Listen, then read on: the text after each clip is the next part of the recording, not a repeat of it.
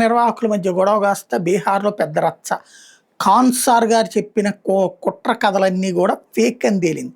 ముందు ఖాన్సార్ చెప్పాడని ఆయన ప్రత్యర్థి అయినటువంటి మరొక కోచింగ్ సెంటర్ నిర్వాహకుడిని అరెస్ట్ చేయడం, ఆ తర్వాతన ఓవరాల్గా వచ్చేటప్పటికి కథ మారిపోయింది. ఇప్పుడు దాంట్లో వచ్చేటప్పటికి ఎవరైతే రుషాన్ ఆనంద్ యాదవ్ కి ఖాన్సార్కి మధ్యన గొడవ వస్తే ఇందులో జ్ఞాన్ బిందు అనేటటువంటి వ్యక్తి ఎవరైతే పాట్నాకి సంబంధించిన రెండు కోచింగ్ సెంటర్కి సంబంధించి క్లాసెస్లో పాట్నాకి సంబంధించి జ్ఞాన్ బిందు అనేటటువంటి వ్యక్తి వచ్చేటప్పటికి ఆఫ్లైన్ స్టూడెంట్స్కి పాఠాలు చెప్తున్నాం, ఖాన్సార్ ఆన్లైన్ స్టూడెంట్స్ పాఠాలు చెప్తున్నాం.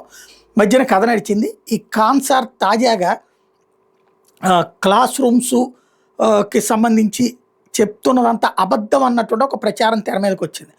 ఏంటయ్యా అంటే మొత్తం 12,000 మందిని నేను పోలీస్ డిపార్ట్మెంట్లో చేర్చానంటే చివరికి అతని ద్వారా పాస్ అయిన వాళ్ళు కేవలం 76 మంది అని తేలింది. ఈ విషయం ఎప్పుడైతే బయటకు వస్తుందో దీని మీద సిబిఐ దర్యాప్తు చేయాలంటూ అపోజిట్ వర్గం ఎప్పుడైతే ప్రచారంలోకి తీసుకొచ్చిందో దాంతో తన మీద కాల్పులు జరిగినాయి, కుట్ర జరిగింది అంటూ ఖాన్సార్ ప్రొజెక్ట్ చేసుకొచ్చాడు. పోలీసులు పాపం తన ప్రత్యర్థి అయినటువంటి ఈ రుషన్ ఆనంద్ యాదవ్ వాళ్ళ బ్యాచ్ని తీసుకెళ్ళి అరెస్ట్ చేశారు. సీన్ కట్ చేసి సీసీటీవీ ఫుటేజీలు చూస్తే ఖాన్సార్ తన గన్యంతో తనే కాల్పులు జరిపించాడు. గాల్లోకి తనే కాల్పులు జరిపించి తన ప్రత్యర్థి మీదన కేసులు పెట్టించాడు. ఇది ఇప్పుడు బీహార్లో జరిగిన అసలు నిజం.